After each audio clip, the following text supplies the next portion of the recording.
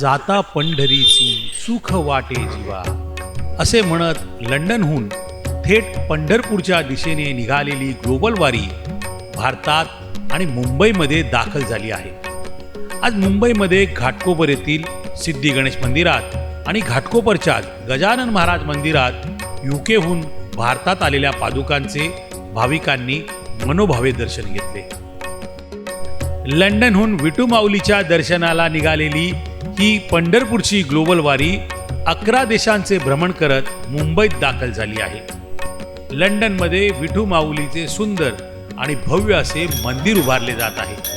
चंद्रभागेमध्ये स्नान केलेल्या ह्याच पादुका लंडन येथील मंदिरात भाविकांच्या दर्शनासाठी ठेवण्यात येणार आहेत। 11 देशांचे भ्रमण करत मुंबईत दाखल झालेली ही ग्लोबल वारी मुंबईहून पुण्यासाठी मार्गस्थ होणार आहे व तेथून आळंदी मार्गे पंढरपूरला विठू माऊलीचे दर्शन घेणार आहे। नमस्कार, रामकृष्ण हरी। आपल्या या ज्या पादुका आज घाटकोपरमध्ये आलेल्या आहेत, हा जो संकल्प आहे हा आहे ग्लोबल वारीचा।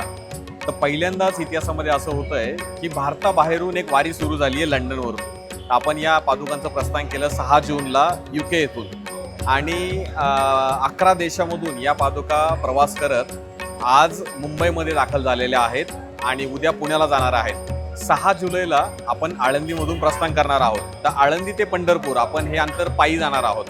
तर आपण UK मधून जॉर्जियापर्यंत बाय कार आलो, मग बाय फ्लाईट आलो आणि आता बाय रोड आपण पंढरपूरला 20 जुलैला पोहोचणार आहोत। आणि 20 जुलै नंतर याच पादुका आपण आषाढी एकादशीसाठी लंडनला घेऊन जाणार आहोत, कारण आपला आषाढी एकादशीचा मोठा कार्यक्रम आहे UKला।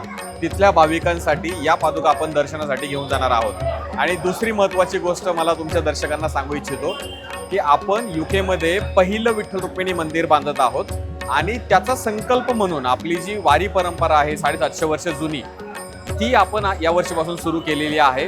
खूप चांगला प्रतिसाद भेटला, 11 देश आले आणि दुसरी महत्त्वाची गोष्ट म्हणजे अजून 4 देशांनी रिक्वेस्ट केली की पुढच्या वर्षी आम्हाला या। म्हणजे कुठेतरी हे विश्वची माझे घर जे ज्ञानेश्वर महाराजांनी सांगितलंय ते खऱ्या अर्थाने आपली जी मराठी परंपरा आहे ती पूर्ण जगामध्ये पसरवण्यामध्ये आपण हातभार लावत आहोत, त्याचा अभिमान आहे। आणि पांडुरंगाचरणी प्रार्थना आहे की असेच आशीर्वाद ठेव आणि आपण पुढे पुढे जात राहू। विठू माऊलींकडे एकच मागणं आहे, आशीर्वाद राहू दे, सर्वांना सुखी ठेव आणि जगामध्ये शांतता राहू दे आणि तुझं नाव मुखामध्ये राहू दे, कोणताही गर्व न येता। म्हणजे लहानाचा मोठा होतो, मोठ्याचा वयस्कर होतो, या पूर्ण प्रवासामध्ये तुझं नाव मुखामध्ये राहू दे आणि तुझी सेवा करायची ताकद देऊ दे, एवढीच अपेक्षा।